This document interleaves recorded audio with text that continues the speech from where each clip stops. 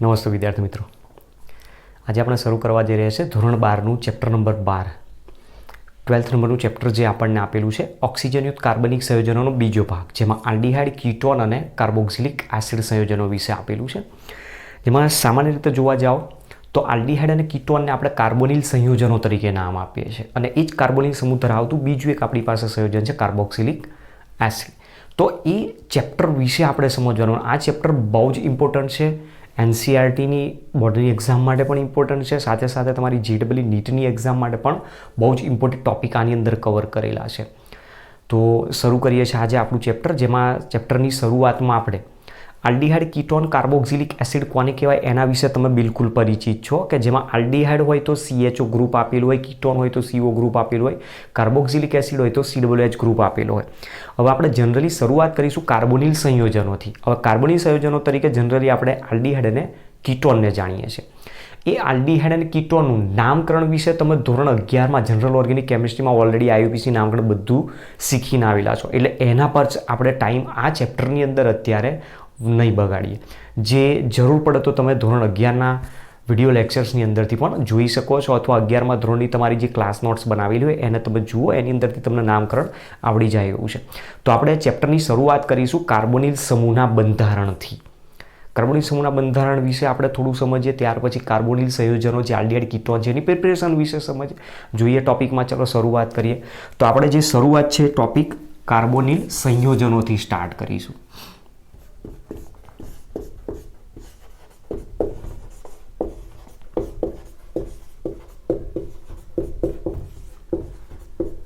Carbonyl સંયોજનો જે આપ્યા છે એમાં કાર્બોનિલ સંયોજનો જનરલી આપણે બે સંયોજનો ઓળખીએ છીએ, એક આલ્ડીહાઇડ અને બીજું કીટોન.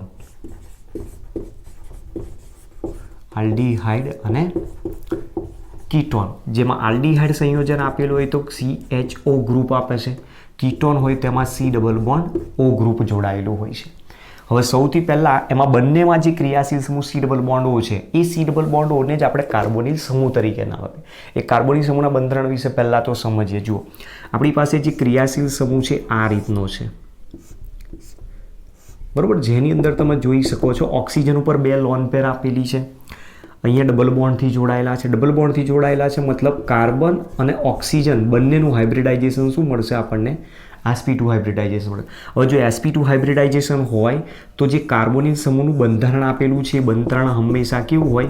સમતલીય બંધારણ હોય. સમતલીય બંધારણ હશે તેની અંદર બંધ કોણ જે જોવા મળશે 120 ડિગ્રીનો છે. જેમાં તમે ધ્યાનથી જુઓ, કાર્બન 1 2 3 સિગ્મા બંધ બનાવે છે અને 1 પાઈ બંધ બનાવે છે. અહીંયા 1 2 3 સિગ્મા બંધ અને 1 પાઈ બંધ છે. જ્યારે ઓક્સિજન 1 સિગ્મા બંધ 1 પાઈ બંધ અને 2 લોન પેર ઓફ ઇલેક્ટ્રોન ધરાવે. આવું કેમ આવ્યું એને એના બંધારણમાં સમજવાનો પ્રયત્ન કરીએ. જુઓ, સૌથી પહેલાં આપણી પાસે કાર્બન છે. કાર્બન જો લઈએ તો કાર્બનની ઉત્તેજિત અવસ્થાની ઇલેક્ટ્રોન રચના આપણે યુઝ કરીએ. ભૂમિ અવસ્થામાં કાર્બન કોઈ દિવસ બંધ બનાવતું નથી. તો ઉત્તેજિત અવસ્થાની જો ઇલેક્ટ્રોન રચના લઈએ તો ઉત્તેજિત અવસ્થામાં એની ઇલેક્ટ્રોન રચના છે 1s2 એટલે કે હિલિયમ કોર. સામાન્ય રીતે ઇલેક્ટ્રોન રચના શું લખે છે? 1s2 2s2 2p2, પણ એમાં 2s2 2p2માં 4 જ ઇલેક્ટ્રોન છે અને એમાં 2 યુગ્મિત ઇલેક્ટ્રોન હોય છે, જે 2 જ ઇલેક્ટ્રોન મેળવીને એનું ષષ્ટક પૂર્ણ કરે છે. અષ્ટક પૂર્ણ કરી શકતું નથી, એટલા માટે એને ઉત્તેજિત કરવું પડે. તો એની ઉત્તેજિત અવસ્થાની ઇલેક્ટ્રોન રચના 1s હિલિયમ કોર એટલે કે 1s2 2s1 2px1 2py1 અને 2pz1 તરીકે આપે. જે ઉત્તેજિત અવસ્થાની ઇલેક્ટ્રોન રચનામાં એની પાસે 4 યુગ્મિત ઇલેક્ટ્રોન હોવાથી અન્ય 4 ઇલેક્ટ્રોન મેળવીને કોઈક બીજા પરમાણુ પાસે 4 સહસંયોજક બંધ બનાવીને પોતાનું અષ્ટક કમ્પ્લીટ કરી શકે. ચલો, એની બોક્સ ઇલેક્ટ્રોન રચના લખીએ તો આપણી પાસે આ 2s છે. 2sનો એક ઇલેક્ટ્રોન છે અને 3 2pની ગૌણ કક્ષકો જેની ઉર્જા સમાન છે. તો અહીંયા કક્ષક છે 2px 2py 2pz. જેઓની પાસે એક એક ઇલેક્ટ્રોન હોવાથી એક એક ઇલેક્ટ્રોન મૂકી દે. હવે શરૂઆત ક્યાંથી થશે? પરમાણુના સંકરણથી. તો sp2 સંકરણ આપેલું છે. હવે જો sp2 સંકરણ આપેલું હોય તો કાર્બન પરમાણુની એક s કક્ષક અને 2 p કક્ષકો એકબીજા સાથે સંમિશ્રિત થશે, જેથી તેટલી સંખ્યામાં નવી સંકૃત કક્ષકો ઉત્પન્ન થશે. તો એક s અને 2 p કક્ષકો ભેગી થાય છે. 3 કક્ષકો ભેગી થઈ. 3 કક્ષકો ભેગી થઈ તો સામે 3 નવી કક્ષકો ઉત્પન્ન થશે. જે 3 નવી કક્ષકો આવશે sp2 સંકૃત કક્ષકો તરીકે ઓળખાય, જેની ઉર્જા અને આકાર સમાન હોય. તો તમે જુઓ એનર્જી લેવલ સરખું છે, આકાર પણ સરખું હોય. તો sp2 સંકૃત કક્ષકોમાં જે કક્ષકોએ ભાગ લીધો એ કક્ષકો પાસે કુલ ઇલેક્ટ્રોન 1 2 3 છે, તો 3 ઇલેક્ટ્રોન અહીંયા ગોઠવી દેવાના. જેના ઉપરથી તમે કહી શકો છો કે sp2 સંકૃત કક્ષકો પાસે કુલ 3 અયુગ્મિત ઇલેક્ટ્રોન છે. એક ઇલેક્ટ્રોન હવે જે બાકી રહી ગયો કે જે સંકરણમાં ભાગ નથી લેતી એ કાર્બનની 2pz કક્ષક પાસે છે. તો કાર્બનની 2pz કક્ષક એક અયુગ્મિત ઇલેક્ટ્રોન ધરાવે છે. હવે આના પરથી તમે જુઓ, અગાઉના ચેપ્ટરની અંદર મેં તમને શીખવાડેલું છે કે જ્યારે સંકૃત કક્ષકો આપેલી હોય અને એ સંકૃત કક્ષકો જો અયુગ્મિત ઇલેક્ટ્રોન ધરાવતી હોય તો સિગ્મા બંધ જ બનાવે, અને જો સંકળમાં ભાગ ન લેતી હોય તેમ છતાં અયુગ્મિત ઇલેક્ટ્રોન હોય તે પાઈ બંધ જ બનાવશે. એના આધારે તમે જુઓ કે કાર્બનની સંકૃત કક્ષકો 3 છે, જેની પાસે 3 અયુગ્મિત ઇલેક્ટ્રોન, તો કાર્બન 3 સિગ્મા બંધ બનાવવો જોઈએ. તો તમે જુઓ 1 2 3 3 સિગ્મા બંધ થશે. સાથે સાથે અયુગ્મિત ઇલેક્ટ્રોન પણ સંકળમાં ભાગ ન લેતી હોય તો એક પાઈ બંધ બનાવો, તો કાર્બન એક પાઈ બંધ પણ બનાવશે. હવે એની સાથે અહીંયાથી જોડાય છે કોણ? તો જોડાવા પ્રયત્ન કરે છે ઓક્સિજન. તો આપણે ઓક્સિજનની પણ ઇલેક્ટ્રોન રચના લખીએ. જુઓ, ઓક્સિજનનો પરમાણુ ક્રમાંક 8, ઓક્સિજનનો પરમાણુ ક્રમાંક 8 છે, તેની ઇલેક્ટ્રોન રચના 1s2 મતલબ હિલિયમ કોર, 2s2 અને અહીંયા આવશે 2p, 1s2 2s2 2p4, બરોબર. એટલે 4 ને 2 6 અને 2 8 થઈ જશે. અહીંયા 2 4 ને 2 6, 1s2 2s2 2p4. હવે 8 ઇલેક્ટ્રોન છે એની બોક્સ ઇલેક્ટ્રોન રચના લખીએ. તેની બાહ્ય કક્ષાની ઇલેક્ટ્રોન રચનામાં 2sમાં 2 ઇલેક્ટ્રોન અને 2p કક્ષક જે છે એ 2p કક્ષકમાં 2px 2py 2pz કક્ષક, જેની પાસે કુલ 4 ઇલેક્ટ્રોન હોવાથી સમાંતર સ્પિનથી 3 ઇલેક્ટ્રોન ગોઠવાય, ત્યાર પછી એક યુગ્મીકૃત થશે. હવે આ જે ઇલેક્ટ્રોન રચના આપી એ મુજબ તમે જુઓ કે ઓક્સિજનને ભૂમિ અવસ્થામાં અષ્ટક પૂર્ણ કરવા માટે ખાલી 2 જ ઇલેક્ટ્રોનની જરૂર છે, અને જો 2 ઇલેક્ટ્રોન એને મળી જાય તો પોતાનું અષ્ટક કમ્પ્લીટ કરી શકે છે. અને એટલા માટે ઓક્સિજનને ઉત્તેજિત કરવાની કોઈ જરૂર પડતી નથી. હવે ઓક્સિજન પણ અહીંયા ડબલ બોન્ડ બનાવે છે, તો મતલબ ઓક્સિજન પણ sp2 હાઇબ્રિડાઇઝ કહી શકાય. હવે એવો sp2 હાઇબ્રિડાઇઝ જો ઓક્સિજન હશે તો ઓક્સિજન પરમાણુની અહીંયાથી એક s કક્ષક અને 2 p કક્ષકો સંકરણમાં ભાગ લેશે, તો એની પણ sp2 સંકૃત કક્ષકો 3 મળશે. sp2 સંકૃત કક્ષકો જેમાં 2 4 અને 5 કુલ ઇલેક્ટ્રોન છે, તો 1 2 3 4 અને 5.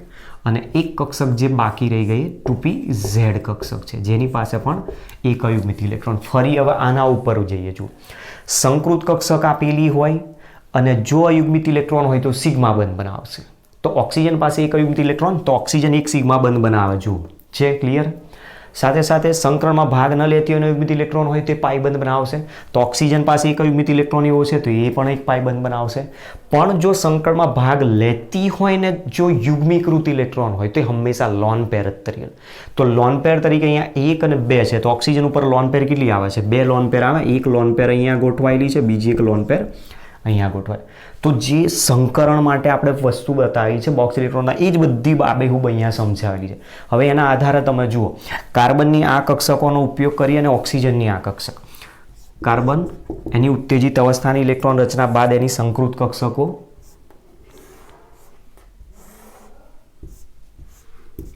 1 2 3 sp2, અહીંયા જે આપી છે એ કક્ષક 2pz, જેની પાસે એક અયુગ્મિત ઇલેક્ટ્રોન, અને ઓક્સિજનની sp2 સંકૃત કક્ષક 1 2,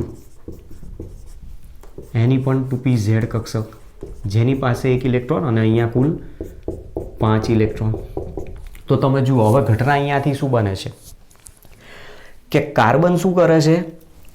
એક સિગ્મા બંધ પાઈ બંધ સાથે બનાવે છે. મતલબ આ ઇલેક્ટ્રોન એની સાથે ધારો કે બંધ બનાવવામાં ભાગ લે છે. મતલબ આ રીતે કાર્બન છે, કાર્બનની sp2 સંકૃત કક્ષક, કાર્બનની sp2 સંકૃત કક્ષક હોય તો એ 120 ડિગ્રીના ખૂણે આ રીતની ગોઠવાયેલી જોવા મળશે. ક્લિયર. અને એ જ પ્રમાણે અહીંયા ઓક્સિજન છે, તો ઓક્સિજનની sp2 સંકૃત કક્ષક એ પણ આ રીતે ગોઠવાયેલી, જેમાંથી બંનેની એક એક sp2 સંકૃત કક્ષકો એકબીજા સાથે છેડા તરફથી ઓવરલેપ કરશે, અને છેડા તરફથી જ્યારે ઓવરલેપ કરતી હોય તો એ દરમિયાન થશે શું, છેડા તરફથી જો એ ઓવરલેપ કરે તો એ મુખ્ય ધરીને સમાંતર બંધ બનાવે છે. જુઓ આ મુખ્ય અક્ષ છે, મુખ્ય ધરીને સમાંતર જ્યારે કક્ષકોનું ઓવરલેપિંગ થાય તો એ સિગ્મા બંધ બનાવી દે છે. મતલબ કાર્બન અને ઓક્સિજન વચ્ચે એક સિગ્મા બંધ પહેલો બને છે. ત્યાર પછી કાર્બન પરમાણુની 2 sp2 સંકૃત કક્ષકો બાકી રહી. એ 2 sp2 સંકૃત કક્ષકો માની લો કે અહીંયા હાઇડ્રોજન સાથે જોડાય તો 1s કક્ષક હશે હાઇડ્રોજનની, અને હાઇડ્રોજનની જો 1s કક્ષક સાથે જોડાય તો ત્યાં એ બંને એકબીજા સાથે છેડા તરફથી ઓવરલેપ કરતા હોવાથી અહીંયા પણ સિગ્મા બંધ બનાવશે. તો અહીંયા હાઇડ્રોજન પોસિબલ છે. તો કાર્બન પરમાણુની 3 sp2 સંકૃત કક્ષકો વપરાઈ ગઈ, 1 2 3. એમાંથી એક કક્ષક ઓક્સિજન સાથે બંધ બનાવવામાં ભાગ લે છે, અને જે 2 બાકી રહી હતી એ હાઇડ્રોજન અથવા તો અન્ય આલ્કાઇલ સમૂહના કાર્બન સાથે બંધ બનાવે. હવે ત્યાર પછી તમે જુઓ કે ઓક્સિજનની જે sp2 સંકૃત કક્ષક છે, કાર્બનની જે sp2 સંકૃત કક્ષક છે આ રીતે લંબ ગોઠવાયેલી હોય સમતલને, બરોબર. આ 120 ડિગ્રીએ સમતલ આ રીતે ગોઠવાયેલું છે, અને બિલકુલ એની ઉપર અને નીચે લોબ દેખાય એ રીતે 2pz કક્ષક ગોઠવાયેલી હોય. એ જ પ્રમાણે આ ઓક્સિજનની 2pz કક્ષક, અને એ મુખ્ય ધરીને લંબ દિશામાં જ્યારે ગોઠવાયેલી હોય ત્યારે સાઈડ વાઇઝ સાઈડ ઓવરલેપિંગ કરીને નિર્બળ બંધ બનાવતો હોય, અને એ જે નિર્બળ બંધ બનાવી ઓક્સિજન કાર્બન વચ્ચે ડબલ બોન્ડ બનાવી દેશે. તો કાર્બન અને ઓક્સિજનની 2pz કક્ષકો જે અયુગ્મિત ઇલેક્ટ્રોન ધરાવે છે, જે સંકળમાં ભાગ લેતી નથી, એ બંને ભેગી થઈને એકબીજા સાથે સંમિશ્રિત થાય છે, સાઇડ બાય સાઇડ, અને પાઈ બંધનું નિર્માણ કરતી હોય. અને એટલા માટે કાર્બન એક પાઈ બંધ બનાવે છે, ઓક્સિજન પણ એક પાઈ બંધ બનાવે. પણ આ 2 કક્ષકો જે બાકી રહી ગઈ sp2, એ sp2 સંકૃત કક્ષકો પાસે યુગ્મીકૃત ઇલેક્ટ્રોન છે, એટલે કોઈ પણ પ્રકારનો એ બંધ બનાવશે નહીં. તો એ અબંધકારક ઇલેક્ટ્રોન યુગ્મ તરીકે ગોઠવાયેલી હોય, ને એટલા માટે આપણે ઓક્સિજન ઉપર 2 લોન પેર ઓફ ઇલેક્ટ્રોન બતાવે છે. અને આ જે બંધારણ મળ્યું એ બંધારણમાં તમે જોઈ શકો છો કે બંધ કોણ જે જોવા મળે છે અહીંયા 120 ડિગ્રીનો બંધ કોણ જોવા મળતો હોય છે, અને એટલા માટે એનું બંધારણ કેવું થઈ જાય છે, સમતલ્ય બંધારણ થાય. તો આ આપણને કાર્બોનિલ સમૂહનું બંધારણ વિશે આ રીતે સમજૂતી આપી, કે જેની અંદર તમે જોઈ શકો છો કે કાર્બનની ઉત્તેજિત અવસ્થામાં એની ઇલેક્ટ્રોન રચના લેવામાં આવે છે ત્યારે 4 અયુગ્મિત ઇલેક્ટ્રોન મળે છે, જેથી એ 4 ઇલેક્ટ્રોન મેળવીને 4 સહસંયોજક બંધ બનાવીને અષ્ટક પૂર્ણ કરી શકે. પણ અહીંયા કાર્બન ડબલ બોન્ડથી જોડાયેલો હતી, sp2 સંકૃત કક્ષકો બનાવશે. sp2 સંકૃત કક્ષકો પાસે 3 અયુગ્મિત ઇલેક્ટ્રોન છે, તો એ 3 સિગ્મા બંધ બનાવશે. તો એક ઓક્સિજન સાથે 2 હાઇડ્રોજન સાથે બંધ બનાવશે. એક અયુગ્મિત ઇલેક્ટ્રોન જે સંકળમાં ભાગ નથી લેતો એ ઓક્સિજન સાથે પાઈ બંધ બનાવે છે, અને ઓક્સિજનની જે બાકી રહી ગયેલી 2 કક્ષકો જે પાસે યુગ્મિત ઇલેક્ટ્રોન છે લોન પેર તરીકે વર્તી હોય છે. હવે આ જે સંયોજન કાર્બોનિલ સમૂહ દર્શાવે છે, એ કાર્બોનિલ સમૂહની અંદર એકચ્યુઅલી બને છે શું, કે કાર્બન અને ઓક્સિજન 2 પરમાણુ જોડાયેલા છે, જેમાં ઓક્સિજનની વિદ્યુત ઋણતા 3.5 છે, ઇલેક્ટ્રોનેગેટિવિટી આની વિદ્યુત ઋણતા 3.5 છે, અને કાર્બનની છે 2.5. જેના કારણે થશે શું કે બંધના જે ઇલેક્ટ્રોન છે, સિગ્મા બંધના ઇલેક્ટ્રોન, બરોબર, તમે ઇન્ડક્ટિવ ઇફેક્ટ ભણી ગયેલા છો, સિગ્મા બંધના ઇલેક્ટ્રોન છે એ સ્લાઇટલી વિદ્યુતઋણી પરમાણુ તરફ ખેંચાયેલા, જેના કારણે ઓક્સિજન ઉપર અંશતઃ ઋણ વીજભાર ઉત્પન્ન થાય અને કાર્બન ઉપર અંશતઃ ધન વીજભાર ઉત્પન્ન થતો હોય છે. હવે જ્યારે આની અંદર ઘટના જોવા મળતી હોય તો એક રેઝોનન્સ જોવા મળે, અને રેઝોનન્સ થાય તો ઓક્સિજન ઉપર ઇલેક્ટ્રોન પેર એટ્રેક્ટ થાય, તો એના ઉપર નેગેટિવ ચાર્જ આવી જાય, કાર્બન ઉપર પોઝિટિવ ચાર્જ આવી જાય. ફરી આ ઇલેક્ટ્રોન પેર જો અહીંયા આવશે તો પાછો ડબલ બોન્ડ બનાવી દેશે, અને આ રીતે બંને એકબીજામાં કન્વર્ટ થયા કરે ત્યારે રેઝોનન્સના કારણે સ્ટેબલ થતો હોય. હવે એ જે ઘટના બતાવી એમાં કાર્બન ઉપર જ્યારે રેઝોનન્સના કારણે પ્લસ ચાર્જ આવતો હોય તો એને ઇલેક્ટ્રોનની જરૂર છે. ઇલેક્ટ્રોનની જરૂર હોવાના કારણે આ ઇલેક્ટ્રોન ઉણપ ધરાવશે, તો એને કોઈક ઇલેક્ટ્રોન દાન કરનાર એના સાથે બંધ બનાવે. તો મતલબ એ ઇલેક્ટ્રોન દાન કરનાર એની સાથે કોણ હોય, હંમેશા ન્યુક્લિયોફાઇલ હોય, અને ન્યુક્લિયોફાઇલ સૌથી પહેલાં એને સ્ટેબલ કરવા અટેક કરે.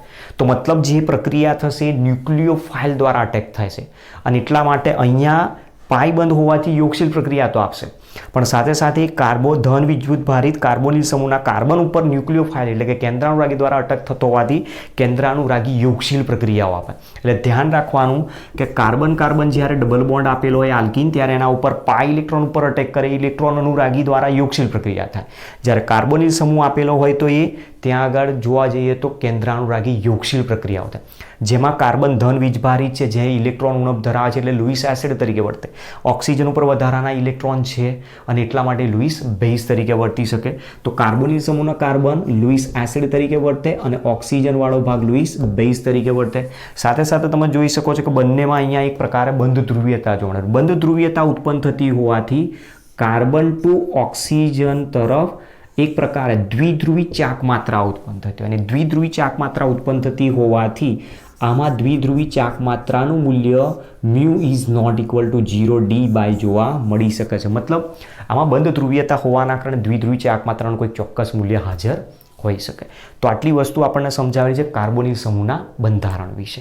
હવે આપણે સમજવાનો પ્રયત્ન કરીએ કે કાર્બોનિલ સંયોજનો આલ્ડીહાઇડ અને કીટોન કઈ રીતે બનાવી શકાય છે, કઈ કઈ પ્રિપરેશન આવી શકે છે એમાં, જેના આધારે કઈ કઈ એવી પ્રિપરેશન મેથડ છે જે આપણે આગળ એક્ઝામમાં પણ જરૂર પડતી હોય, ઇન્ડસ્ટ્રીમાં કઈ મેથડ્સ યુઝ થતી હોય જોઈએ છે. બરાબર, તમારી રીતે જે પણ તમને યોગ્ય લાગે તમે નોંધ કરી લો. એટલે ક્વેશ્ચનમાં તમે જુઓ, શરૂઆત આપણે કાર્બોનિલ સંયોજનોથી કરી. તો કાર્બોનિલ સંયોજનો તરીકે આપણે મોસ્ટલી આલ્ડીહાઇડ કીટોનને કહીએ છીએ. આલ્ડીહાઇડ કીટોનમાં કાર્બોનિલ સમૂહ છે સી ડબલ બોન્ડ O, તો એનું બંધારણ આપણે આ રીતે બતાવ્યું. જે બંધારણ બતાવ્યું છે સમતલ્ય બંધારણ છે. એનું રીઝન એમાં sp2 સંકરણ થાય છે એટલા માટે. sp2 સંકરણ હોવાથી બંધારણ સમતલ્ય છે, 120 ડિગ્રીના ખૂણે ગોઠવાય. તો સ્પેક્ટ્રોસ્કોપી ઉપરથી એનું બંધારણ આવું મળ્યું કે જેમાં કાર્બન 3 સિગ્મા બંધ 1 પાઈ બંધ, ઓક્સિજન 1 સિગ્મા બંધ 1 પાઈ બંધ અને 2 લોન પેર દર્શાવે. તો એને સમજવા માટે આપણે એની બોક્સ ઇલેક્ટ્રોન રચના ઉપર ગયા. બોક્સ ઇલેક્ટ્રોન રચના ઉપરથી એની સંકૃત કક્ષકો વચ્ચે સંકરણ કરાયું. એમાં કાર્બન અને ઓક્સિજનની એક sp2 સંકૃત કક્ષક એકબીજા સાથે છેડા તરફથી ઓવરલેપ થાય. કાર્બનની સંકૃત કક્ષક જે હાઇડ્રોજન અથવા કાર્બન આલ્કાઇલ સમૂહના બંધ બનાવીને એની સાથે સિગ્મા બંધ બનાવે. તો કાર્બન 3 સિગ્મા બંધ બનાવે, ઓક્સિજન 1 સિગ્મા બંધ બનાવે અને બંને એક એક પોતપોતાના ઇલેક્ટ્રોનની ભાગીદારીને પાઈ બંધ બનાવે. અને ઓક્સિજનની 2 લોન પેર રહી ગઈ જે સંકૃત કક્ષકમાં હતી, એ કોઈ દિવસ બંધ બનાવતી નથી, એટલે લોન પેર ઓફ ઇલેક્ટ્રોન તરીકે દર્શાવીએ છીએ. બીજું મેથડ આની અંદર જોયું કે કાર્બોનિલ સમૂહમાં બંધ ધ્રુવીયતાના તફાવતના કારણે દ્વિધ્રુવી ચાક માત્રા ઉત્પન્ન થાય છે. રેઝોનન્સના કારણે કાર્બન ઉપર ધન વીજભાર, ઓક્સિજન ઉપર ઋણ વીજભાર, જેથી કાર્બન ઇલેક્ટ્રોન ઉણપ ધરાવતો હોવાથી લુઈસ એસિડ તરીકે વર્તે. ઓક્સિજન ઇલેક્ટ્રોન રીચ હોવાના કારણે લુઈસ બેઝ તરીકે વર્તી શકે છે. અને કાર્બનને સ્ટેબલ કરવા માટે ન્યુક્લિયોફાઇલ પોતાનું ઇલેક્ટ્રોન આપીને એની સાથે બંધ બનાવતો હોય, જ્યારે આને પોતે બીજાને ઇલેક્ટ્રોન આપીને એની સાથે બંધ બનાવતો હોય. તો પાઈ બંધ દૂર થયા બાદ યોગશીલ પ્રક્રિયા તો થશે, પણ અટેકની શરૂઆત થાય છે ન્યુક્લિયોફાઇલ દ્વારા. અને એટલા માટે અહીંયા ન્યુક્લિયોફિલિક એડિશન રિએક્શન જ કાર્બોનિલ સંયોજનો દર્શાવી શકશે, જે આપણે આગળ ભણવાની છે. ઓકે, જોઈએ ચલો હવે નેક્સ્ટ ટોપિક. હવે જોઈએ ટોપિકમાં આલ્ડીહાઇડ અને કીટોનની બનાવટ.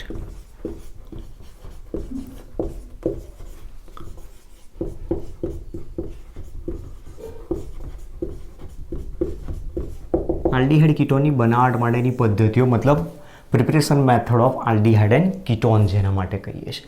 અલગ અલગ પ્રકારની બનાવટ છે, જેમાંની અમુક કેટલીક આપણે જે ભણી ગયા છે. એમાં સૌથી પહેલી છે આલ્કોહોલનું ઓક્સિડેશન. આલ્કોહોલના ઓક્સિડેશનના ટોપિકમાં આપણે લાસ્ટ ચેપ્ટરના ઓર્ગેનિકમાં ભણી ગયા કે પ્રાથમિક આલ્કોહોલનું ઓક્સિડેશન જો માઇલ્ડ ઓક્સિડેશન કરતા વડે કરવામાં આવે, નિર્બળ ઓક્સિડેશન કરતા વડે કરવામાં આવે તો એ આલ્ડીહાઇડ સંયોજન બનાવે. અને જો પ્રબળ ઓક્સિડેશન કરતા વડે કરવામાં તો કાર્બોક્સિલિક એસિડ, આપણે કાર્બોક્સિલિક એસિડની જરૂર નથી, આલ્ડીહાઇડ કીટોનની જરૂર છે. તો પ્રાથમિક આલ્કોહોલનું ઓક્સિડેશન નિર્બળ ઓક્સિડેશન કરતાં પીસીસી વડે કરવામાં આવે અથવા ધાતુ ઉદ્દીપકની હાજરીમાં કરવામાં આવે તો પ્રક્રિયામાં આલ્ડીહાઇડ સંયોજન બનાવે. અને સેકન્ડરી આલ્કોહોલનું જો ઓક્સિડેશન કરવામાં આવે તો કીટોન બનાવે છે. તો પહેલી પ્રિપરેશન મેથડ હતી આલ્કોહોલનું ઓક્સિડેશન. આલ્કોહોલના ઓક્સિડેશનમાં આપણે દર્શાવ્યું હતું પ્રાથમિક આલ્કોહોલ RCH2OH, એનું ઓક્સિડેશન કોઈક માઇલ્ડ ઓક્સિડાઇઝિંગ એજન્ટ વડે કરવામાં આવે, નિર્બળ ઓક્સિડેશન કરતા વડે, તો એનું રૂપાંતર આલ્ડીહાઇડ સંયોજનમાં થાય છે RCHO. બીજી પ્રક્રિયા હતી સેકન્ડરી આલ્કોહોલ RCHOH. સેકન્ડરી આલ્કોહોલનું ઓક્સિડેશન પ્રબળ ઓક્સિડેશન વડે કરતા વડે કરવામાં, મતલબ સ્ટ્રોંગ ઓક્સિડાઇઝિંગ એજન્ટ વડે કરવામાં આવે તો કીટોન સંયોજન બનાવે છે. એક આ પ્રક્રિયા આપણે જોઈ ગયા. પ્રક્રિયા નંબર 3 ડિહાઇડ્રોજિનેશન ઓફ આલ્કોહોલ વિશે આપણે ભણી ગયા હતા. આલ્કોહોલના ડિહાઇડ્રોજિનેશન દ્વારા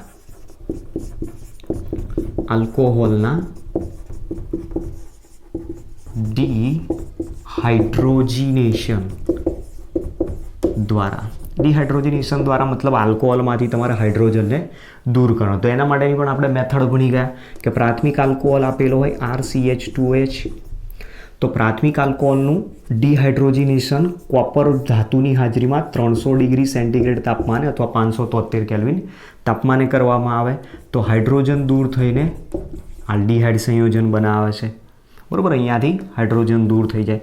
એ જ પ્રમાણે ચોથી પ્રક્રિયા હતી, એમાં સેકન્ડરી આલ્કોહોલ આપેલો હોય RCHOH R, અને એનું પણ આ જ કન્ડિશનમાં જો ડિહાઇડ્રોજનેશન કરવામાં આવે તો કીટોન સંયોજન બનાવે છે. તો આપણે આ બંને પ્રક્રિયાઓ પણ ભણી ગયા છે, ડિહાઇડ્રોજનેશન ઓફ આલ્કોહોલ. ચલો ત્યાર પછી બનાવટ number 5, hydrolysis of geminal dihalide. મતલબ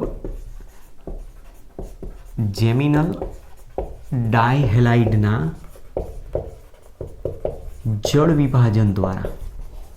તો જેમિનલ ડાયહેલાઇડ કોને કહી શકાય, જેના વિશે તમે ઓલરેડી ભણી ગયેલા છો ચેપ્ટર નંબર 10માં, કે એક જ કાર્બન ઉપર જો બે સમાન હેલોજન પરમાણુ જોડાયેલા તેને જેમિનલ ડાયહેલાઇડ કહેવામાં આવે છે. હવે જેમિનલ ડાયહેલાઇડ છે તો સંયોજન તરીકે RCHCl, એક જ કાર્બન ઉપર બંને સમાન પરમાણુ, એનું હાઇડ્રોલિસિસ કરવામાં આવે. હાઇડ્રોલિસિસ એટલે H2O, માની લો કે બેઝિક મીડિયમમાં કરીએ છીએ તો 2 Clનું વિસ્થાપન થશે, 2 HCl છૂટા પડશે અને 2 મોલ OH માઇનસ એની જગ્યાએ જોડાશે તો RCHOH. આના વિશે પણ જાણીએ છીએ આપણે કે જો એક જ કાર્બન ઉપર 2 હાઇડ્રોક્સિલ સમૂહ જોડાયેલા હોય તે અનસ્ટેબલ થઈ જાય છે અને તરત જ H2O રિમૂવ કરીને પાણીનું અણુ દૂર કરાવીને આલ્ડીહાઇડ અથવા કીટોન અથવા કાર્બોક્સિલિક એસિડ બનાવી દે તો RCHO બનાવે છે નિપજ તરીકે, RCHO આલ્ડીહાઇડ બનાવી દે. હવે ધારી લો કે જેમિનલ ડાયહેલાઇડ આ પ્રકારનો આપેલો હોય અને એનું પણ જો આ જ કન્ડિશનમાં હાઇડ્રોલિસિસ કરવામાં આવે તો RCOH OH R, તો અહીંયાથી OH minus H plus ion દૂર કરશે, માઇનસ H2O અને નિપજ આપશે RCO R. તો આ રિએક્શન ઉપરથી તમે એક વસ્તુ જોઈ શકો છો, જુઓ કે જો ટર્મિનલ જેમિનલ ડાયહેલાઇડ આપેલો હશે તો એ ઓલવેઝ આલ્ડીહાઇડ જ બનાવશે, પણ ટર્મિનલ સિવાય અંદર ક્યાં ગમે ત્યાં એક જ કાર્બન ઉપર બંને હેલોજન જોડાયેલા હશે તો ઓલવેઝ એ કીટોન સંયોજન જ બનાવી શકે. આ બધી જ બેઝિક વસ્તુ આપણે ઓલરેડી ભણી ગયેલા છીએ, બરાબર છે. ચલો હવે આના પછી નેક્સ્ટ બનાવટ નંબર 6 આપણે સમજવાનો પ્રયત્ન કરીએ છીએ. ફેટી એસિડ આપેલો છે, ફેટી એસિડનો કેલ્શિયમ ક્ષાર આપ્યો છે અને કેલ્શિયમ ક્ષારમાંથી કઈ રીતે આલ્ડીહાઇડ અને કીટોન બનાવી શકાય છે એના વિશે પણ આપણે સમજીએ છીએ, બરાબર. પહેલાં આને નોંધ કરી લો. બનાવટ નંબર 6, ફેટી એસિડના કેલ્શિયમ ક્ષારના શુષ્ક નિસ્યંદન દ્વારા, મતલબ જેને કહીએ છીએ ફ્રોમ ડ્રાય ડિસ્ટિલેશન ઓફ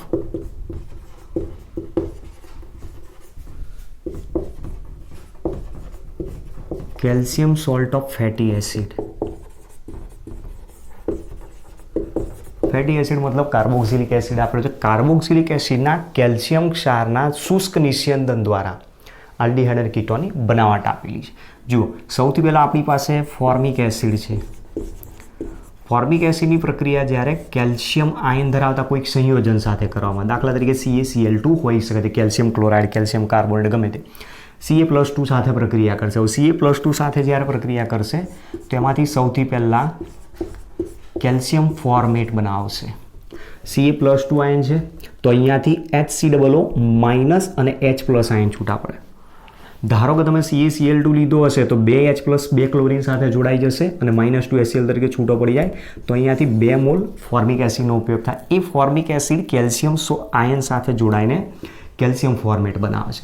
હવે આ જે કેલ્શિયમ ફોર્મેટ બન્યો છે એનું ડ્રાય ડિસ્ટિલેશન થાય, મતલબ ડ્રાય ડિસ્ટિલેશન. હવે જ્યારે ડ્રાય ડિસ્ટિલેશન કરવામાં આવે તો આમાંથી નિપજ એક આ રીતે બને છે, જેને સમજાવું છું. જુઓ HCOO આપણું જે સંયોજન છે એ આ રીતે છે. હવે અહીંયાથી શું થશે, આ જે બંધના ઇલેક્ટ્રોન છે એ બંધના ઇલેક્ટ્રોન અહીંયા ટ્રાન્સફર થઈ જશે ઓક્સિજન ઉપર, પછી આ બંધના જે ઇલેક્ટ્રોન છે એ અહીંયા ટ્રાન્સફર થઈ જશે, મતલબ ઓક્સિજન લઈને ત્યાંથી છૂટો પડી જશે. તો એ દરમિયાન તમે જુઓ અહીંયાથી શું છૂટું પડે છે કે આપણી પાસે જે આપેલો છે એ પોઈન્ટમાં આના જે 2 ઇલેક્ટ્રોન છે એ 2 ઇલેક્ટ્રોન અહીંયા જતા રહેશે હવે ઘટના એવી બની કે અહીંયાથી CaO છૂટો પડે, આ બંધ અહીંયાથી તૂટી ગયો, આ બંધના ઇલેક્ટ્રોન ઓક્સિજન ઉપર ગયા, આને ઇલેક્ટ્રોન આ ઓક્સિજન લઈ ગયો, તો CaO છૂટો પડી જાય, તો મતલબ કેલ્શિયમ ઓક્સાઇડ છૂટો પડે છે. પ્લસ આ ઓક્સિજન અહીંયા ઇલેક્ટ્રોન લઈને આવ્યો, આ બંધના ઇલેક્ટ્રોન લઈને હાઇડ્રોજન અહીંયા જતો રહ્યો, તો બાકી રહી ગયો CO2, તો CO2 ગેસ છૂટો પડી જશે. મતલબ કે કેલ્શિયમ કાર્બોનેટ CaCO3 છૂટો પડે છે એવું આપણે કહી શકીએ. અને બાકી રહેલો એ ભાગ આ હાઇડ્રોજન અહીંયા જશે, મતલબ કે બોન્ડ અહીંયાથી બ્રેક થઈ જાય છે. તો HCHO બનાવી દે, HC ડબલ બોન્ડ H, મતલબ સંયોજન શું બનાવે છે? HCHO આલ્ડીહાઇડ સંયોજન બનાવે, જેની અંદર તમે જોઈ શકો છો આમાં કે આપણી પાસે ફોર્મિક એસિડ વાપરેલો છે તો ફોર્માલ્ડીહાઇડ નિપજ આપે છે. આ એક એનું ડ્રાય ડિસ્ટિલેશન મેથડ બતાવે. ચલો બીજી પ્રક્રિયા લઈએ. ઉદાહરણ તરીકે CH3COOH, જેની પ્રક્રિયા કેલ્શિયમ ક્લોરાઇડ સાથે કરવામાં આવે તો કેલ્શિયમ ક્ષાર બનાવશે પહેલાં, જેમાંથી CH3COO ટ્વાઇસ Ca છૂટો પાડશે. ત્યાર પછી આનું જ્યારે ડ્રાય ડિસ્ટિલેશન કરવામાં આવે, મતલબ હીટ આપવામાં આવે, તો આમાંથી નિપજ શું બનશે? તો જુઓ, CH3COOCA OCOCH3 આ રીતનું સંયોજન છે. તો ફરી એની જ પ્રોસેસ, આ ઇલેક્ટ્રોન અહીંયા ઓક્સિજન ઉપર જતા રહેશે, આ ઇલેક્ટ્રોન ઓક્સિજન અહીંયાથી લઈને છૂટો પડશે, આ બંધના ઇલેક્ટ્રોન લઈને CH3 ત્યાં જતો રહે, તો આ ભાગ અહીંયાથી છૂટો પડ્યો કેલ્શિયમ ઓક્સાઇડ, આ CO2 છૂટો પડ્યો, અહીંયાથી બોન્ડ બ્રેક કરી નાખશે. તો બોન્ડ જેવો બ્રેક થશે, CH3 અહીંયા જતો રહેશે, CH3CO CH3 નિપજ બનાવશે, તો CH3COCH3 plus CaO plus CO2 gas. આ બંને ઉદાહરણ પરથી તમે એક વસ્તુ સમજાવી શકો છો. જુઓ, ટોટલ કાર્બન કેટલા હતા? અહીંયા 2. નિપજ કેટલા કાર્બન ધરાવતી મળી? 1 જ. મતલબ જેટલા કુલ કાર્બન હશે ફેટી એસિડ સંયોજન અથવા કાર્બોક્સિલિક એસિડના, એમાંથી એક ઓછા કાર્બન ધરાવતું સંયોજન બનાવશે આલ્ડીહાઇડ અથવા કીટોન, કારણ અહીંયા કાર્બન ડાયોક્સાઇડ વાયુ છૂટો પડી જાય છે, એટલા માટે કેલ્શિયમ કાર્બોનેટ સ્વરૂપે C છૂટો પડી જાય. જ્યારે અહીંયા પણ તમે જોઈ શકો છો કે ટોટલ કાર્બન 2, આના ટોટલ 2 મોલ એટલે 4 કાર્બન થાય, 4 કાર્બનમાંથી નિપજ કેટલી મળી? 1 કાર્બન ધરે. પણ અહીંયા બીજું એક વસ્તુ ધ્યાન રાખવાનું કે જ્યારે તમે ફોર્મિક એસિડનો ઉપયોગ કરશો ત્યારે એ ફોર્માલ્ડીહાઇડ બનાવશે, પણ એ સિવાયનો અન્ય કોઈ પણ કાર્બોક્સિલિક એસિડ ઉત્પન્ન કરશો તો હંમેશા કીટોન જ બનાવશે. દાખલા તરીકે જુઓ, આ ઉદાહરણ નંબર 1 છે, ઉદાહરણ નંબર 2. ચલો એક્ઝામ્પલ નંબર 3 લઈએ. એસિડ અહીંયા ચેન્જ કરી નાખીએ. એસિડ જો બદલું તો ધારો કે CH3CH2COOH, તો આના 2 મોલ છે. હવે એના 2 મોલ સાથે તમે પ્રક્રિયા આપશો. સૌથી પહેલાં કેલ્શિયમ સોલ્ટ બનાવશે, તો CH3CH2COO ટ્વાઇસ Ca કેલ્શિયમ પ્રોપિયોનેટ બનાવશે. એનું ડ્રાય ડિસ્ટિલેશન થશે. ડ્રાય ડિસ્ટિલેશન થશે એટલે ઘટના શું બનશે? ટોટલ કાર્બન જુઓ, 1 2 3, 3 દુના 6 કાર્બન, એટલે 1 CO2 દૂર કરશે એટલે 5 કાર્બન ધરાવતો કીટોન જ બનાવશે. 5 કાર્બન ધરાવતો કીટોન બનશે એટલે સંયોજન આવશે CH3CH2CO CH2CH3 plus calcium oxide plus carbon dioxide વાયુ છૂટો પડી જાય. તો આ એક વસ્તુ ધ્યાન રાખવાનું છે આપણે કે જો ફોર્મિક એસિડ આપેલો હશે તો ફોર્માલ્ડીહાઇડ જ બનાવશે, પણ એ સિવાયનો કોઈ પણ એસિડ જો આપેલો હશે તો કીટોન નિપજ જ બનાવી શકે છે. બીજા કેટલાક એક્ઝામ્પલ પરથી પણ સમજીએ. એક્ઝામ્પલ નંબર 4, માની લો કે ડાયકાર્બોક્સિલિક એસિડ લઈએ છીએ, CH2COOH CH2COOH સક્સિનિક એસિડ. સક્સિનિક એસિડના 1 જ મોલ અહીંયા તો વપરાશે કારણ કે પોતે ડાયકાર્બોક્સિલિક એસિડ ઓલરેડી હાજર છે. હવે આની જ્યારે પ્રક્રિયા કેલ્શિયમ સાથે કરવામાં આવે, કેલ્શિયમ ક્લોરાઇડ, તો Ca+2 આયન અહીંયા જોડાશે. Ca+2 આયન જોડાશે તો એની અંદર શું કરશે કે અહીંયાથી હાઇડ્રોજન દૂર કરી નાખશે. હાઇડ્રોજન દૂર કર્યા બાદ CH2COOCA ત્યાર પછી એનું ડ્રાય ડિસ્ટિલેશન કરવામાં. ડ્રાય ડિસ્ટિલેશન કરશો તો આ બધાના ઇલેક્ટ્રોન અહીંયા ઓક્સિજન ઉપર આવી જશે, આ ઇલેક્ટ્રોન આ ઓક્સિજન લઈ જશે, આ બધાના ઇલેક્ટ્રોન અહીંયાથી આ કાર્બન ઉપર ગોઠવી દેશે. તો મતલબ બોન્ડ અહીંયાથી બ્રેક થઈ જાય. જુઓ, તો બાકીની અહીંયાથી બાય પ્રોડક્ટ કેલ્શિયમ ઓક્સાઇડ, અહીંયાથી CO2. તો બાકી શું રહી ગયું? જુઓ, આને હટાવી દો, CH2 C double bond O. તો 3 કાર્બન ધરાવતી ચક્રીય રચના છે અને એ ચક્રીય રચનામાં અહીંયા શું આવી ગયો? કીટોન, એટલે સાયક્લોપ્રોપેનોન બનાવે છે. ઉદાહરણ number 5, CH2CH2CO OH, CH2CH2CO OH. આની પણ કેલ્શિયમ સાથે પ્રક્રિયા કરાવો તો ટોટલ કાર્બન જુઓ અહીંયા કેટલા છે? 6 કાર્બન. 6 કાર્બન છે તો એક ઓછા કાર્બન ધરાવતી ચક્રીય રચના એટલે સાયક્લોપેન્ટેનોન બનવો જોઈએ. CH2CH2CO O, CH2CH2CO O. તો પહેલાં કેલ્શિયમ ક્ષાર બનાવશે. કેલ્શિયમ ક્ષારનું ડ્રાય ડિસ્ટિલેશન -CO2 -CaO, અને બોન્ડ જે બ્રેક થાય છે બોન્ડ અહીંયાથી બ્રેક કરી નાખશે અને આ કાર્બન ઇલેક્ટ્રોન પેર લઈને અહીંયાથી જશે. આ ઇલેક્ટ્રોન આના ઉપર જતા રહેશે, આ ઇલેક્ટ્રોન અહીંયા આવી જશે. એટલે પ્રોડક્ટ આ રીતે આવે છે. 1 2 3 4 અને 5 કાર્બન ધરાવતી ચક્રીય રચના. એ 5 કાર્બન ધરાવતી ચક્રીય રચના એટલે સાયક્લોપેન્ટેનોન બનાવે છે. હવે માની લો કે ઉદાહરણમાં એવું કર્યું છે કે ડાયકાર્બોક્સિલિક એસિડની જગ્યાએ મોનોકાર્બોક્સિલિક એસિડ, સમાનની જગ્યાએ જુદા જુદા લીધા. મતલબ કે એક ફોર્મિક એસિડનો ઉપયોગ કર્યો છે અને બીજો એસિટિક એસિડનો ઉપયોગ કર્યો છે, CH3COOH. આ બંનેનો જ્યારે યુઝ કરવામાં આવ્યો અને એની જ પણ પ્રક્રિયા જો કેલ્શિયમ સોલ્ટ સાથે કરવામાં આવે તો HC double bond O, OCA OCO CH3. હવે જ્યારે આની પ્રક્રિયા ડ્રાય ડિસ્ટિલેશન થશે તો ડ્રાય ડિસ્ટિલેશન દ્વારા એકચ્યુઅલી થશે શું કે સૌથી પહેલાં તમે કેલ્શિયમ ફોર્મેટ બનાવે, પછી કેલ્શિયમ એસિટેટ પણ બનાવે અને ત્યાર પછી આ બને. મતલબ અહીંયા 3 રીતે પોસિબલ છે. પહેલાં આના દ્વારા પ્રક્રિયા થાય એટલે 2 મોલ HCOOH Ca+2 સાથે જોડાય, HCOO twice Ca calcium format બનાવે અને એમાંથી ફોર્માલ્ડિહાઇડ નિપજ આપશે.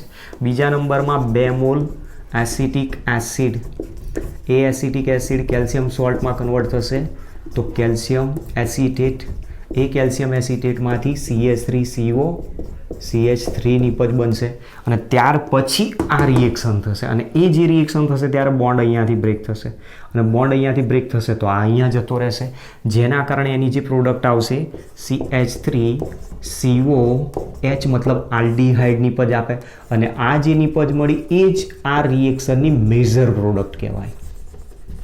એટલે આ વસ્તુ તમારે એક ધ્યાન રાખવાનું કે જ્યારે જુદા જુદા પ્રકારના કાર્બોક્સિલિક એસિડ આપેલા હોય તો પોસિબિલિટી બંને રીતે છે. એ જ કાર્બોક્સિલિક એસિડ કેલ્શિયમ સોલ્ટમાં કન્વર્ટ થઈને આલ્ડીહાઇડ બનાવે છે, બીજો એક કાર્બોક્સિલિક એસિડ કીટોન બનાવે છે અને ત્રીજામાં બંને કાર્બોક્સિલિક એસિડનો કેલ્શિયમ ક્ષાર અને એનું ડ્રાય ડિસ્ટિલેશન થઈને આલ્ડીહાઇડ નિપજ બને અને આ આલ્ડીહાઇડ અહીંયા મેજર પ્રોડક્ટ તરીકે દર્શાવશે.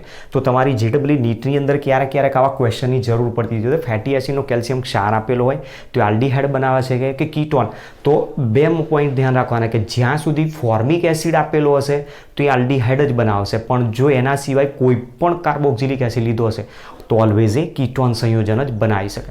પણ જ્યારે ફોર્મિક એસિડની અન્ય કોઈ કાર્બોક્સિલિક એસિડ સાથેને કોમ્બિનેશન બતાવવામાં આવેલું હોય ત્યારે ઓલવેઝ આલ્ડીહાઇડ જ નિપજ આપશે, જે મેજર પ્રોડક્ટ તરીકે ગણી શકાય છે.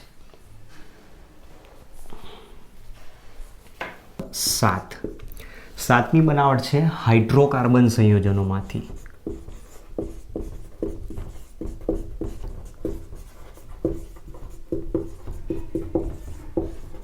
હવે અહીંયા જે પોઈન્ટ આપેલો છે એક આ મોસ્ટ IMP ટોપિક છે આપેલો, જેમાંથી MCU તમારી એન્ટ્રન્સ એક્ઝામમાં ઘણી વખત પૂછાયેલા છે. એમાં પહેલી જે બનાવટ આપેલી છે આલ્કિનના ઓઝોનાલિસિસ દ્વારા, આલ્કિનના રિડક્ટિવ ઓઝોનાલિસિસ દ્વારા.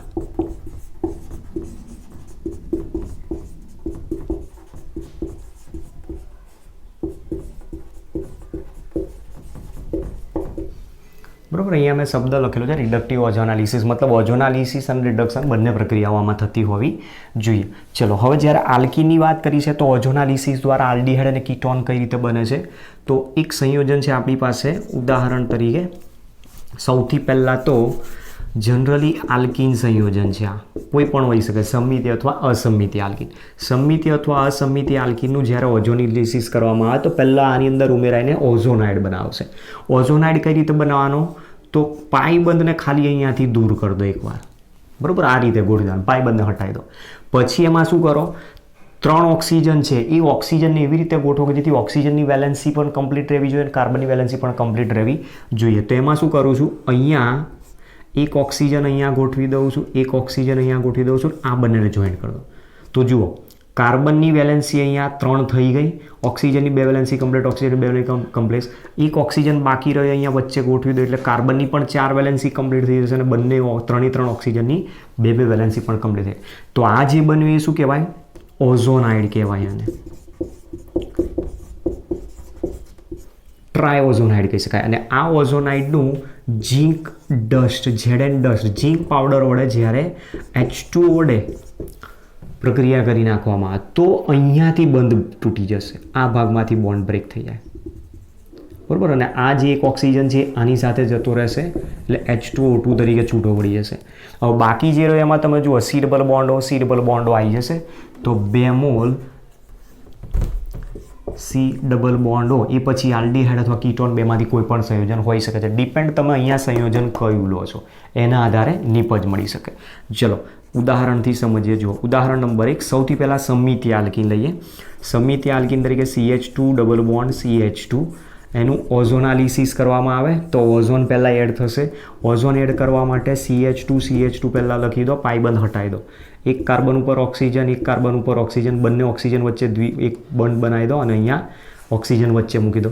તો આ જે ઓઝોનાઇડ મળ્યો એ ઓઝોનાઇડનું ઝીંક પાવડરની હાજરીમાં H2O વડે પ્રક્રિયા આપો, માઇનસ H2O2, તો બોન્ડ અહીંયાથી બ્રેક થઈ જશે,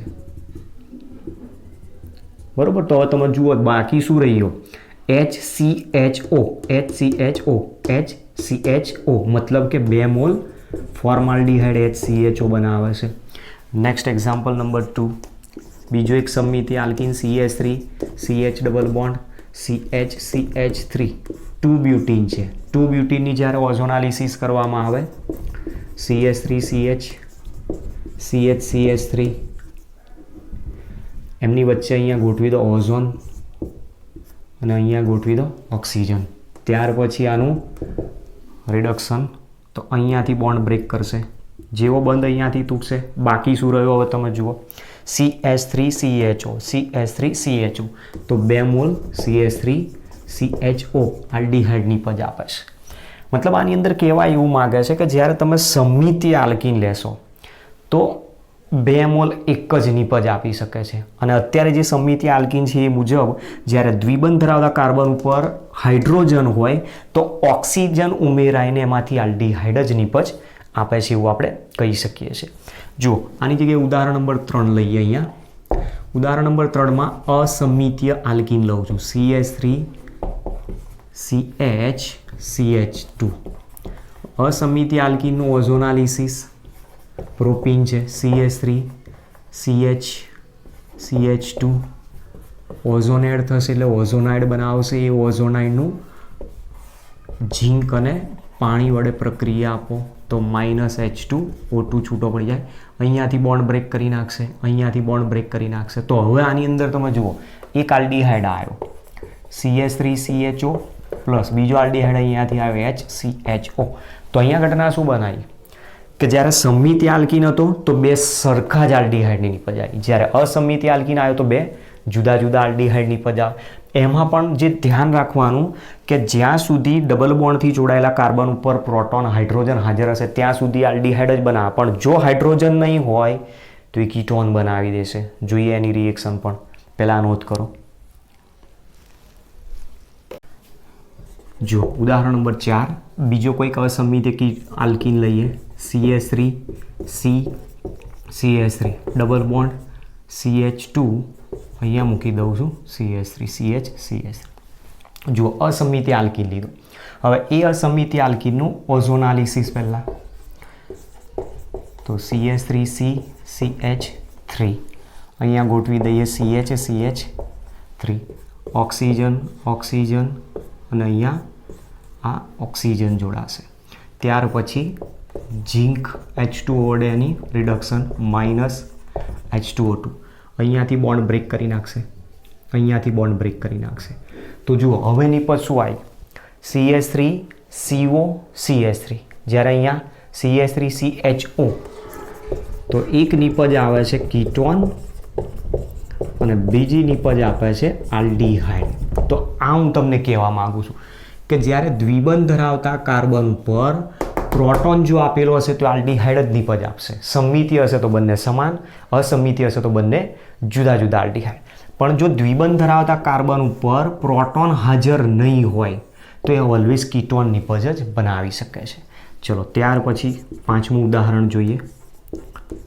CH3 CCH3 double bond CCH3 CH3 ઓઝોનાલિસિસ પહેલા CH3 C CH3 C CH3 CH3. હવે આમાં શું કરું છું, ઓક્સિજનને અહીંયા વચ્ચે ગોઠવી દો. ઓક્સિજન અહીંયા ઉપર છે અને આ ઓઝોનાઇડનું અહીંયાથી બ્રેક કરી નાખો.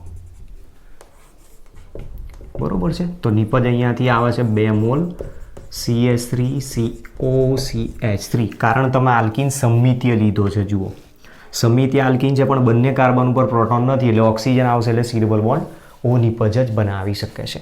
તો આ પ્રમાણેની આપણી પાસે એક રિએક્શન્સ બતાવેલી છે જેમાંથી તમે આલ્ડીહાઇડ અને કીટોન બનાવી શકો છો. સપોઝ માની લો કે પ્રક્રિયામાં સમમિતીય આલ્કીન તરીકે ઉદાહરણ number 6 CH2CH double bond CH2CH આ રીતનું આપણને આલ્કીન આપ્યું છે, ચક્રીય આલ્કીન. એ ચક્રીય આલ્કીનનું જો ઓઝોનાલિસિસ કરવામાં આવે તો CH3 CH CH2 CH અહીંયા ઓઝોનાલિસિસ થશે, ઓક્સિજન જોડાશે, પછી એ જ પ્રમાણે અહીંયા ઓક્સિજન જોડાશે, ત્યાર પછી એનું H2O અને ઝીંકની હાજરીમાં રિડક્શન. તો શું કરશે, અહીંયાથી બોન્ડ બ્રેક કરી નાખશે.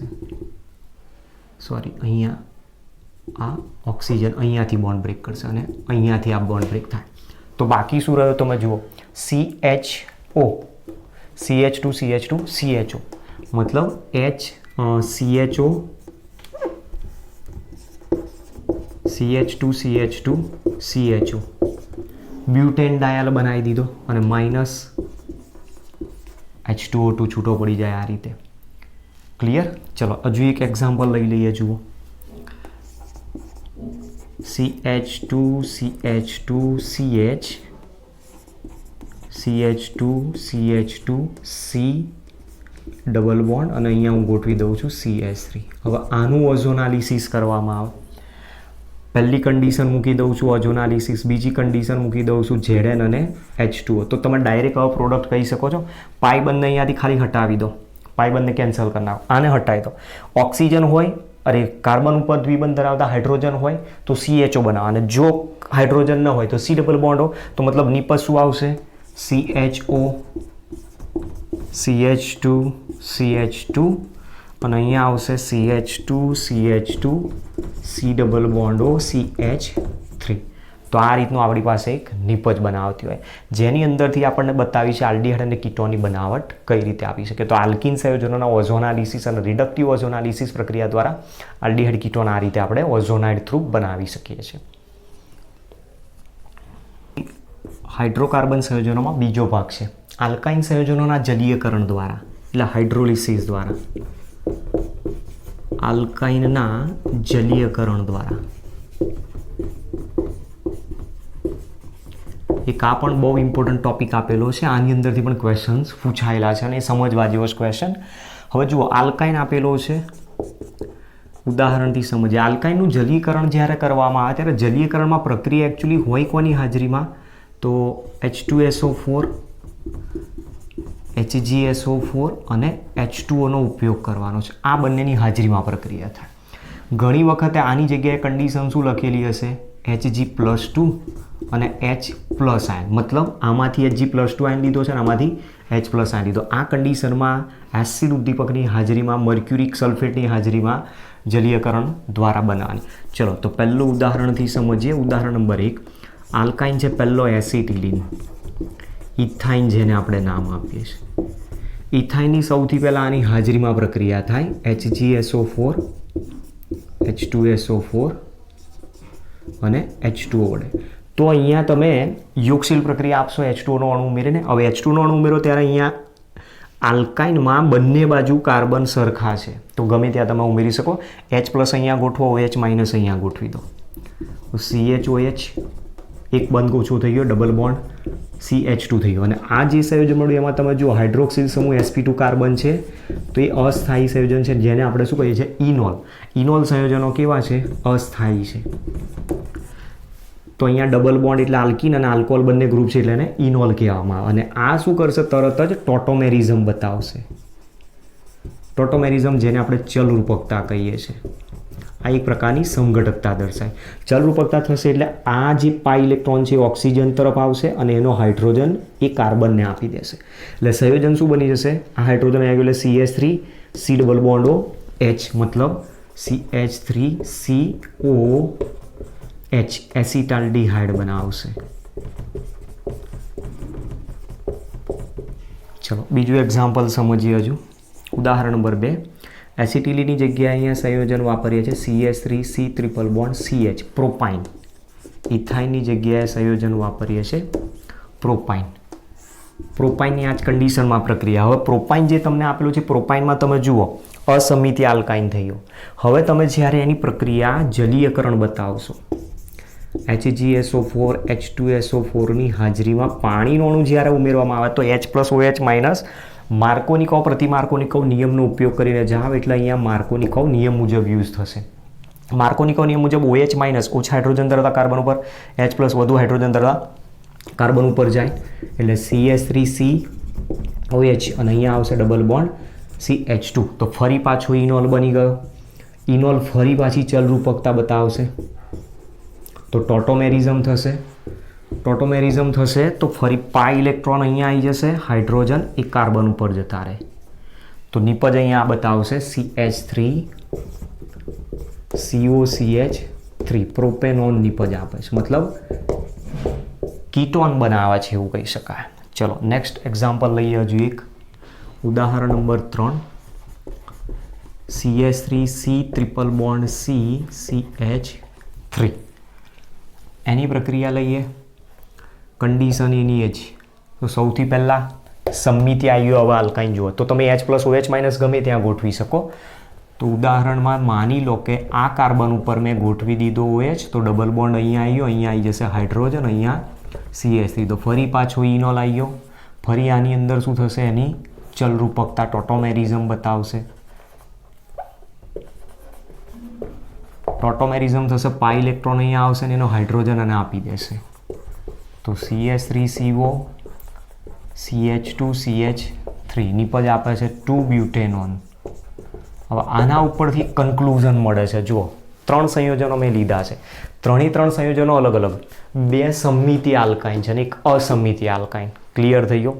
એમાં પણ જ્યાં સુધી ઇથાઇન હોય છે ત્યાં સુધી આલ્ડીહાઇડ જ બને. પણ એ સિવાયનો તમે કોઈ પણ સમમિતિ કે અસમિતિ આલ્કાઇન લેશો તો ઓલવેઝ કીટોન જ નિપજ આપે છે. આ પ્રક્રિયાની એક આ વિશિષ્ટતા છે કે જ્યારે કોઈ પણ આલ્કાઇનનું હાઇડ્રોલિસિસ કરવામાં આવે, જલીયકરણની પ્રક્રિયા કરવામાં આવે આ કન્ડિશનમાં, ત્યારે માત્ર એસિટિલિન એટલે કે ઇથાઇન એકલો જ આલ્ડીહાઇડ સંયોજન આપે છે. જ્યારે બાકીના કોઈ પણ તમે આલ્કાઇન સંયોજન લેશો ઓલવેઝ એ કીટોન સંયોજન જ બનાવશે. તો આ પ્રમાણે આપણી પાસે આલ્કાઇન સંયોજનોના જલીયકરણ દ્વારા આલ્ડીહાઇડ અને કીટોનની બનાવટનો ટોપિક સમજાવેલો છે.